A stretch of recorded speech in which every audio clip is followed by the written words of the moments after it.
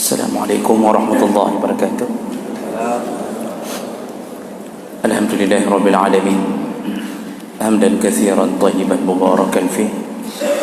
Asyhadu an la ilaha illallah wahdahu la syarika lah. Wa asyhadu anna Muhammadan 'abduhu wa rasuluhul karim. Allahumma salli wa sallim ala nabiyyina wa sayyidina Muhammadin wa ala alihi wa ashabihi ajma'in. Amma ba'd. Rabbi shrah li sadri wa yassir li amri wahlul 'uqdatam min lisani yafqahu qawli. Segala puji bagi Allah, kemudian salawat dan salam kepada Rasulullah, pada keluarga dan seluruh sahabat-sahabatnya.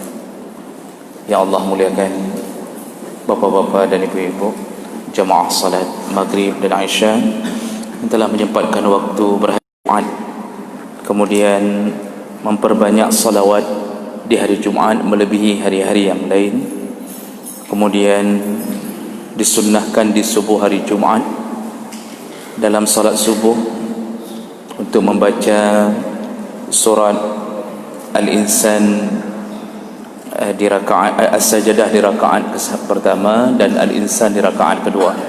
Ulang kembali, dalam pandangan jumhur ulama baru disebut mandi Jumaat apabila mandi itu dilakukan setelah masuknya waktu fajar. Jadi yang mandi sebelum fajar, arti sebelum masuk waktu subuh, itu tidak disebut dengan mandi Jumaat. Jadi masuk fajar artinya masuk salat subuh, azan subuh, di situ sudah dianggap mandi untuk Jumaat.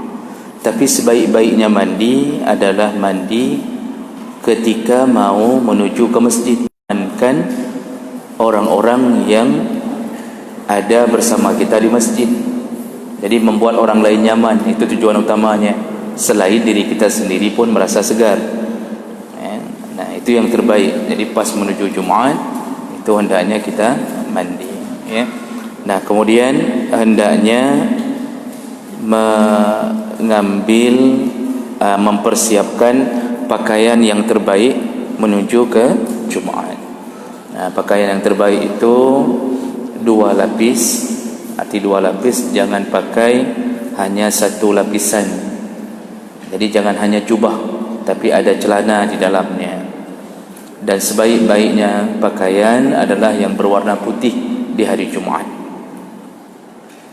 Saya pernah jelaskan dalam kitab Fiqh Islami wa Adillatuh, disebutkan bahawa Umar bin Khattab, dan itu juga disetujui oleh imam-imam mazhab, makruh memakai pakaian berwarna merah tanpa selingan, semuanya tanpa ada selingan, tidak ada garis, tidak ada apa-apa. Makruh untuk dibawa ke dalam solat. Merah, Pak, bukan merah hati, tapi merah. Baik. Berikutnya, ada berikutnya di hari Jumaat. Ketika orang sudah mandi, berpakaian, lalu sunnah hukumnya masud tayyib, yaitu memakai wangian. Jadi menuju ke hari Jumaat itu sunnah hukumnya memakai wangi-wangian atau minyak wangi. Dan ini berdasarkan dalil Rasulullah sallallahu alaihi wasallam menyebutkan hadis dari Ibnu Abbas radhiyallahu anhu, qala Rasulullah sallallahu alaihi wasallam, ightasilu yaumal jum'ah, mandilah engkau di hari Jumaat. Itu sudah tadi pembahasannya. Waghsilu ru'usakum wa in lam takunu junuban, dan dalam mandimu basahkan kepalamu. Jadi mandi Jumaat itu sunnahnya mandi seperti mandi junub. Karena ada hadis lain yang menyebutkan mandinya adalah seperti mandi junub. Nah, makanya karena ada bunyi hadis yang menyebutkan disuruh mandi ghuslal janabah seperti mandi junub, maka orang ramai membincangkan ada sunnah untuk berjunub di malam Jumaat. Begitu ceritanya.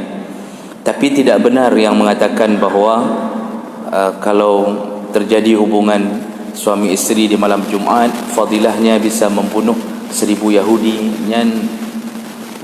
Nyan oka mendum apa? Kalau bahasa kita ok mendum. Itu bukan hadis dhaif, bahkan palsu. Masa hanya dengan melakukan hubungan suami isteri membunuh 1000 Yahudi? Kok mangat? Jadi itu tidak benar, fadilah itu tidak benar. Jadi Allah ketika mandi maka basahkan kepalamu wa massu minat tayyib, kemudian pakailah wangi-wangian. Disuruh pakai wangi-wangian menuju ke tempat salat. Apa tujuan disuruh pakai wangi-wangian ini? Tujuannya adalah untuk menjaga agar muslim yang lain merasa keinginan untuk tercium oleh laki-laki aromanya. Apa hukumnya? Fahiya zaniyah. Di hari itu dia tercatat sebagai seperti orang berzina. Hadis sahih dari Rasulullah. Jadi anak-anak gadis kita kadang-kadang ada yang keluar itu dengan memakai wangi-wangian, digendong oleh laki-laki, seperti berzina di hari itu. Karena tujuannya memakai wangi-wangian untuk membuat laki-laki bersyahwat kepadanya. Jadi anjuran memakai wangi-wangian itu lebih kepada laki-laki yang menuju ke tempat salat. Perempuan bahkan tidak dibolehkan untuk memakai wangi-wangian, terutama berlebih-lebihan.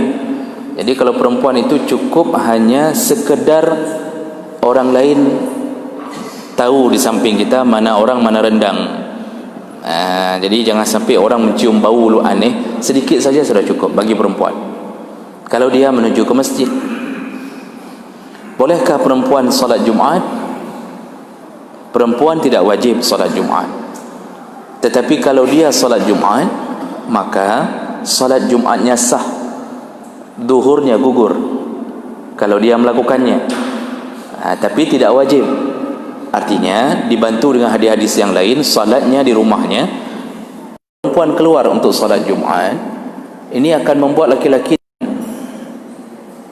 laki-laki penuh satu masjid itu. Dalam pikiran masing-masing terserah. Ada yang mengatakan Masya Allah, luar biasa cantiknya. Ada yang mengatakan Masya Allah, luar biasa bangainya. Macam-macam. Itu dalam pikiran macam-macam. Jadi Bapak Ibu maka Allah Subhanahu Wa Taala, yang intinya apa? Rasulullah sallallahu alaihi wasallam mengatakan al-ghuslu yaumal jum'ah wajibun ala kulli muhtalim was-siwak wa yamussu min at-tayyib ma qudira alaihi walau min at-tayyibil marah. Jadi salah satu sunnahnya hari Jumaat pakai wangi-wangian. Bolehkah memakai wangi-wangian yang beralkohol? Ini khilaf di antara para ulama. Ada yang mengatakan boleh, ada yang mengatakan tidak. Karena ada sebahagian mengatakan alkohol itu hanya haram apabila dikonsumsi, tapi tidak haram kalau di-spray. Alkohol yang dipakai di minyak wangi itu untuk menyemprot, untuk membuat semprotan. Ada yang mengatakan tidak haram, tapi semuanya sepakat tidak dianjurkan. Lebih baik memakai minyak wangi yang tidak ada syubhat di dalamnya, tidak ada keraguan-raguan. Carilah minyak wangi yang tidak beralkohol. Ini semua kenapa khilaf? Karena di pembicaraan fokus kepada apakah alkohol bernajis atau tidak. Jadi waktu disebutkan dalam ayat tentang khamar, innahu rijsun min amali syaitan, kalimat rijs itu untuk khamar, untuk tuak. Nah, alkohol adalah salah satu benda yang apabila persennya pada kadar tertentu bisa memabukkan. Jadi para ulama berdebat, apakah dia masuk golongan khamar yang sifatnya najis atau tidak. Disitulah terjadi perbedaan pendapat. Tapi intinya sebaiknya tidak pakai minyak wangi yang beralkohol. Itu sebaiknya. Jadi keluar dari khilaf. Kita keluar dari khilaf lebih baik. Jadi pakai saja yang model cilet-cilet itu, yang tidak ada alkoholnya. Apakah malaikat subuh, malaikat zuhur, malaikat asar, itu macam-macam. Atau malaikat Jumaat, pakai kan ada nama-nama minyak wangi macam-macam ditaruh. Jadi jemaah maka Allah Subhanahu Wa Taala, kalau kita sudah ke kantor hari Jumaat, enggak bisa pulang lagi ke rumah, bawalah minyak wangi. 10.000 Pak. bawa ke kantor minyak wangi, pakai waktu mau menuju Jumaat. Jadi jangan pakai di kantor, karena ada orang pakai di kantor, waktu sampai ke masjid gagada kan, sudah hilang bau wanginya, kembali ke bau asal. Bagusnya pakai ketika mau masuk ke dalam masjid, itu dicilet, digosok sedikit, kemudian pakai di pakaian agar orang nyaman di samping kita. Jadi orang tenang. Lagipun malaikat suka kepada orang yang wangi.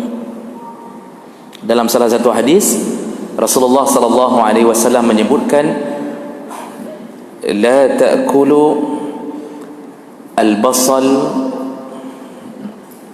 janganlah engkau memakan bawang merah, was-sauma, dan barang bawang putih, li'anna al-malaikah tu'zi biraihatihi, karena malaikat pun merasa tersakiti dengan bau bawang. Itu perwakilan bawang yang mau disebutkan. Semua yang bau-bau kita bawa ke dalam masjid, malaikat tidak mau dekat.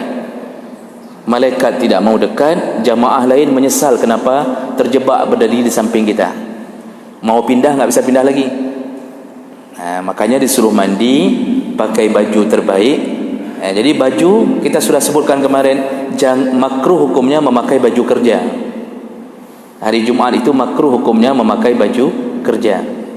Baju bekasan kerja dari kantor itu enggak kita ganti. Sediakan baju yang baru. Maksud baju baru, baru dicuci, baru digosok. Jadi muliakanlah hari Jumaat. Maka insya-Allah Allah memuliakan kita di saat kita memuliakan sesuatu yang Allah minta untuk dimuliakan. Jadi hari Jumaat itu berbeda dengan hari-hari yang lain. Dan Allah Subhanahu Wa Taala ketika meminta atau memuliakan hari tertentu, itu pasti fadilahnya juga berbeda. Fadilahnya juga berbeda. Maka Allah lihat. Jadi bukan sembarangan syariat itu diturunkan. Ketika Nabi mengatakan hari Jumaat hari mulia, maka Allah memperhatikan siapa yang memuliakan hari Jumaat. Maka jangan buat hari Jumaat itu menjadi hari-hari yang tidak mulia. Jangan lakukan kegiatan-kegiatan yang tidak mulia, apalagi sampai bermaksiat. Saya beri contoh di minggu yang lalu, kantor-kantor jangan buat senam di hari Jumaat. Jangan buat senam di hari Jumaat, yang ibu-ibu disuruh pakai training, kemudian disuruh berdiri di saf depan, disuruh senam. Bapak-bapak bukan senam badan, senam mata. Lihat ibu-ibu, itu hari Jumaat sering terjadi. Seharusnya hari Jumaat itu buat pengajian atau buat apapun yang sifatnya bermanfaat. Baik, berikutnya as-siwak. Sunnah juga di hari Jumaat untuk melakukan siwak, yaitu sikat gigi. Ini berdasarkan hadis-hadis umum dari Rasulullah sallallahu alaihi wasallam, laula an asyqa ala ummati la amartahum bisiwak inda kulli wudu. Kalau seandainya tidak berat bagi umatku, sungguh aku akan menyuruh untuk mereka bersiwak setiap kali mereka berwudu. Wudu untuk apa? Untuk salat. Jadi sikat gigi itu sebenarnya suruhannya ketika mau salat. Jadi kita ini disuruh sikat gigi 5 waktu ketika mau salat. Tidak mesti harus mandi, karena ada sebahagian mengambil metode sikat gigi waktu mandi. Pendidikan dunia menyuruh sikat gigi waktu mandi. Pendidikan agama melebihi, disuruh bukan hanya mandi, asal mau salat sikat gigi, mau salat sikat gigi. Tujuan sikat gigi apa? Ketika kita buka mulut, ini mulut ini sensitif, apalagi kita bertambah umur, bertambah mesin-mesin di dalam kan bertambah usang. Ya tahulah, sudah mesin sudah 50 tahun, ada mesin sudah 55 tahun Pak dipakai. Ketika keluar itu bau-bau macam-macam. Ya, satu gigi busuk saja di dalam itu sudah cukup untuk membuat bau yang aneh. Maka disuruh sikat gigi, jangan menyakiti sesama muslim dengan bau mulut kita. Oleh karena itu, inti sikat gigi ilahnya adalah untuk menjaga bau agar tidak menyakiti sesama muslim. Tapi kalau kita sikat gigi tidak bisa menghilangkan bau, berarti kita lupa tujuan disuruh bersiwak. Maka saya beri contoh beberapa pertemuan yang lalu. Jangan mengira bahwa orang sikat gigi dengan kayu siwak. Nah, kayu siwak yang dicang-cang itu, Pak. Di tek-tek, cang-cang, tek-tek, apa lagi? Cincang. dicincang itu asal mau salat keluarkan dari kantong, sikat. Ini kayu ni enggak pernah dicuci ni.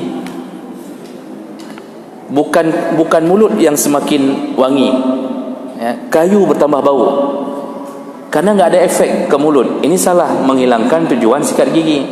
Maka kalau bawa Pepsodent kecil setiap kali wudu, kemudian pakai Pepsodent kecil, nafas segar, bau aman, itu lebih baik.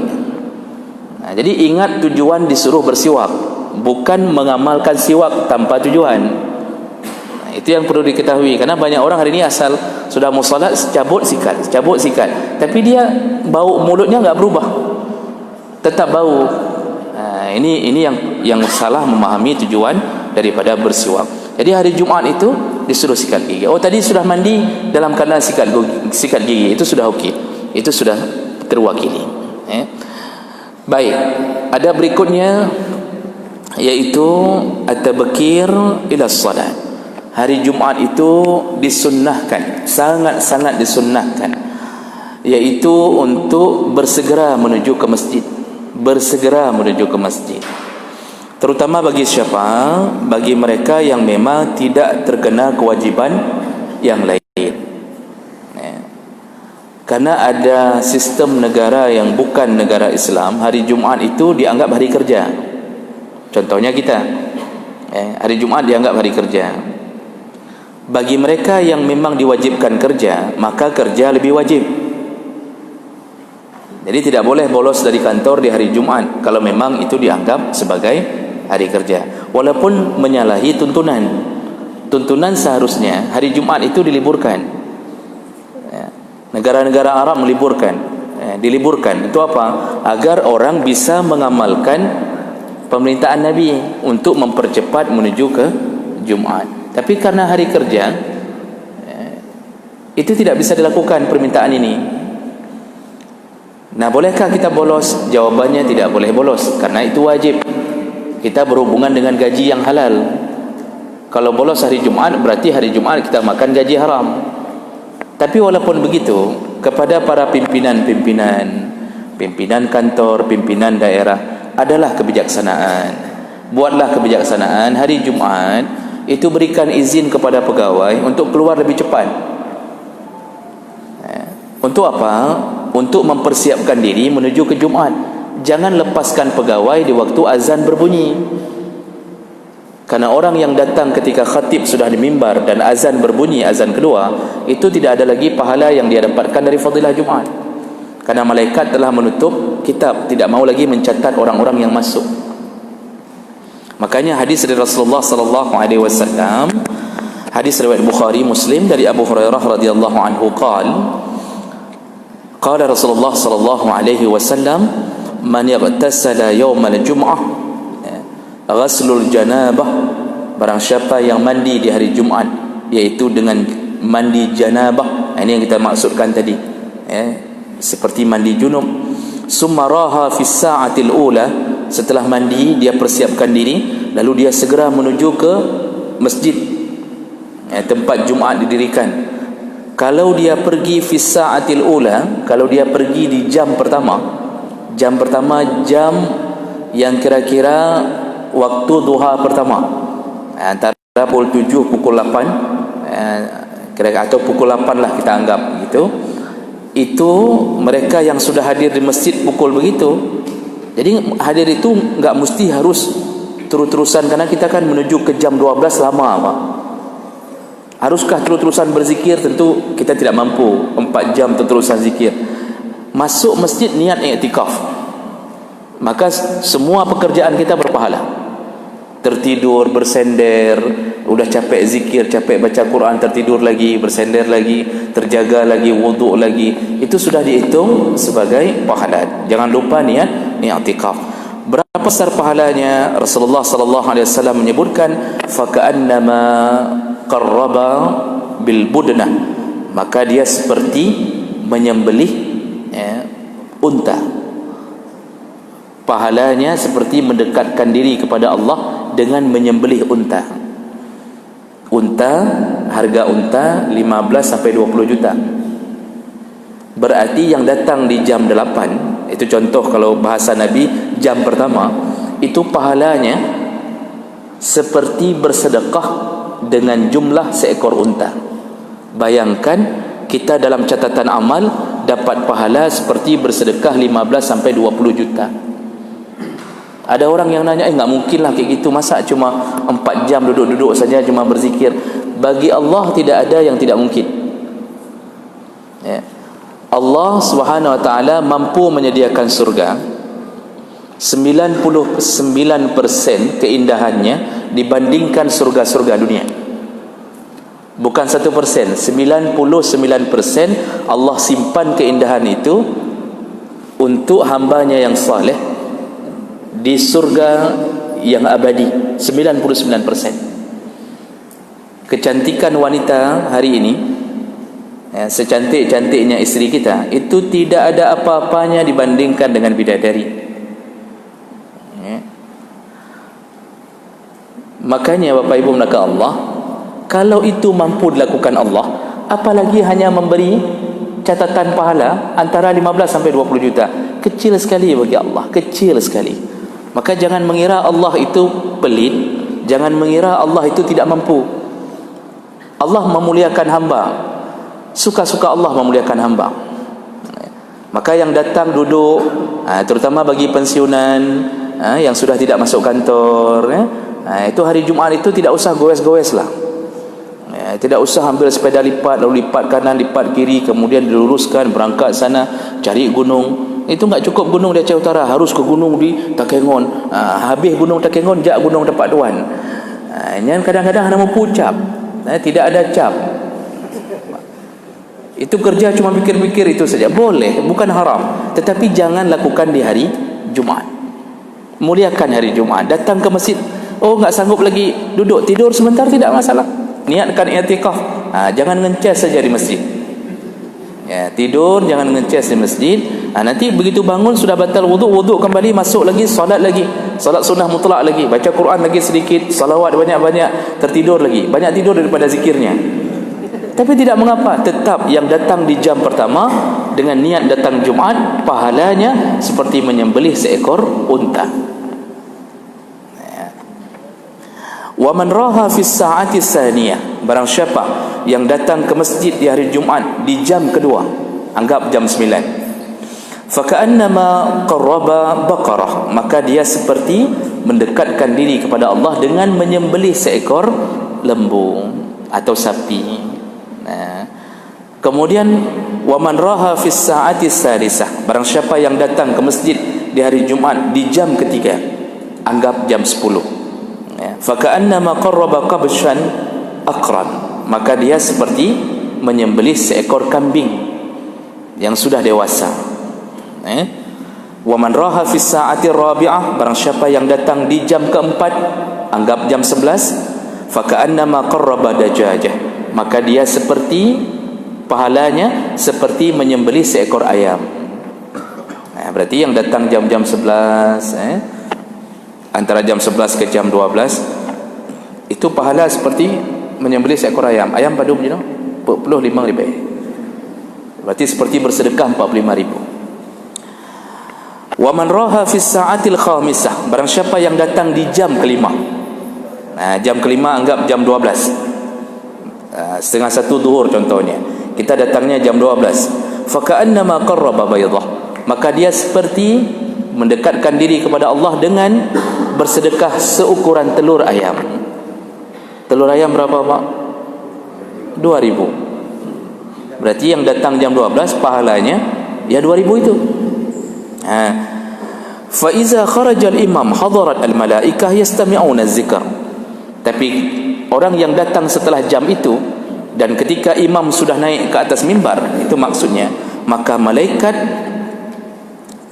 tidak lagi mencatat siapa yang masuk, karena malaikat yastami'una zikr, karena malaikat pun ikut mendengarkan khutbah. Jadi yang datang setelah itu hanya sah Jumatnya saja, artinya dia sudah melakukan Jumat, tapi fadilah pahala dia telah hilang. Rugilah orang-orang yang setiap Jumat melakukan perkara seperti itu. Jadi selalu datang khatib dari mimbar, selalu datang khatib di mimbar. rugilah dia. Kapan dia merasa rugi? Ketika sudah berdiri di padang mahsyar, ketika melihat sahabat-sahabatnya begitu mudah masuk surga, sedangkan dia hanya sedikit amal yang dia bawa. Disitulah penyesalan baru datang. Padahal pensiun sudah 5 tahun yang lalu, di rumah pun enggak ada kerja, isteri pun tidak lagi membutuhkan dia. Isteri sudah ngusir dari subuh, bang, nejak masjid, diusir sama isteri, nejak aju masjid. Jadi tapi kita tidak, duduk di depan rumah, perbaiki sepeda, perbaiki motor. Menyesalnya nanti ketika sudah meninggal, tidak bisa kembali untuk mengambil amal itu. Di situ baru terasa menyesal.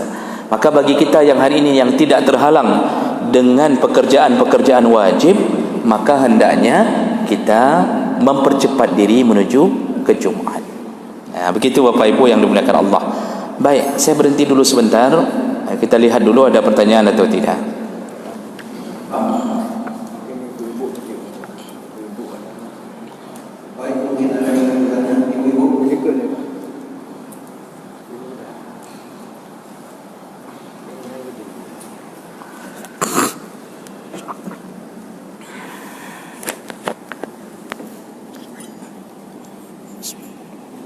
Assalamualaikum warahmatullahi wabarakatuh. Ustaz dan para jemaah yang kami muliakan, ada beberapa masjid di daerah saya itu setelah sholat Jumat dilakukan juga sholat zuhur. Ini bagaimana pendapat Ustaz? Kemudian yang kedua, ada masjid imam setelah membaca Al-Fatihah kemudian juga membaca surat Al-A'la dan surat Al-Wasyiyah. Apakah ini sunnahnya? Mohon penjelasan. Demikian, terima kasih. Assalamualaikum warahmatullahi wabarakatuh. Pak Nasir. Malam Pak. Mana ni? Mungkin ibu mana? Nah, lanjut dulu. Mulai 3 orang. Waalaikumsalam warahmatullahi wabarakatuh.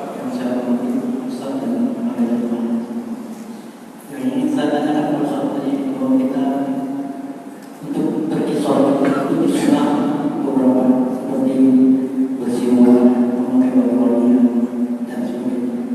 Yang diboleh pertanyaan ini Ustaz, memakai baju wangi kadang-kadang wangian itu Ustaz nyaman bagi kita, belum tentu nyaman bagi yang lain. Karena wangi itu berbeda-beda, selera seperti ini, yang selera seperti ini. Jadi kadang-kadang kita dekat itu bukan malah membuat nyaman yang sampai kita, ataupun sebaliknya bukan kita nyaman dekat, malah justru rasanya kita tidak nyaman untuk sholat dulu. Ini bagaimana oleh yang seperti ini, karena kita diajarkan untuk memakai wangi-wangian, tetapi justru wangi-wangi itu bukan malah membuat nyaman, malah membuat kita semakin tidak nyaman. Terima kasih. Mungkin ada satu lagi. Terima kasih. Pak Budi.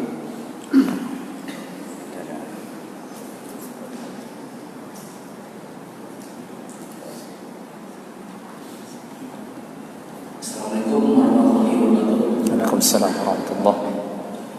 Yang ingin saya tanyakan Ustaz, apa hukumnya sebelum naik ke masjid di hari Jumat kita disuruh ke menasah dulu, artinya 12 baru ke masjid. Sedangkan tadi Ustaz mengatakan pahalanya pada jam 8 sampai jam 12. Sementara ini kita dari rumah kita menuju menasah. Dari menasah nanti 12 baru menuju ke masjid. Terima kasih. Assalamualaikum warahmatullahi wabarakatuh. Baik, terima kasih banyak Bapak atas semua pertanyaannya.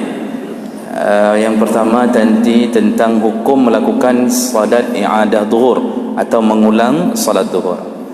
Baik, ini ada di dalam mazhab Syafi'i. I'adah zuhur ini ada di dalam mazhab Syafi'i. Ada 3 hukum melakukan salat i'adah zuhur. Silakan cek ke kitab Fiqh Islami wa Adillatuh yang merangkum tentang pendapat-pendapat dalam mazhab Syafi'i. Yang pertama, salat i'adah zuhur bisa wajib dilakukan apabila terjadi ta'addud masjid, ya, terjadi berbilang-bilang masjid dalam satu kampung tanpa hajat, tidak ada keperluan. Tidak ada keperluan, maksudnya tidak ada keperluan karena berbilang masjid dalam satu kampung baru boleh dilakukan apabila terlalu luas kampung tersebut sehingga penduduk yang di sudut sana tidak mampu menjangkau masjid yang di sudut sana, sehingga mereka buat masjid sendiri yang di sudut sana. Contoh, itu dibolehkan berbilang masjid. Alasan kedua, apabila terlalu banyak penduduk yang tidak muat lagi ditampung di masjid yang satu, terpaksa dibuat di masjid kedua. Itu alasan kedua yang membolehkan berta'adud masjid atau ta'adud Jum'ah. Ada 2 Jumat dilakukan sekaligus. Alasan ketiga, apabila ada pertikaian. Jadi penduduk di sebelah sini bertikai dengan penduduk di sebelah sana, sehingga terpaksa buat 2 masjid. Termasuklah bertikai kalau tidak seprinsip. Hana sama prinsip. Jadi di sana punya beda prinsip, mungkin beda mazhab, di sini mungkin beda mazhab, supaya tidak terjadi keributan akhirnya buat 2 masjid. Itu yang dianggap ada keperluan untuk berbilang masjid. Kalau itu terjadi tanpa ada keperluan, maksudnya tiba-tiba ada 2 Jumat, enggak ada alasan-alasan tadi, tidak ada.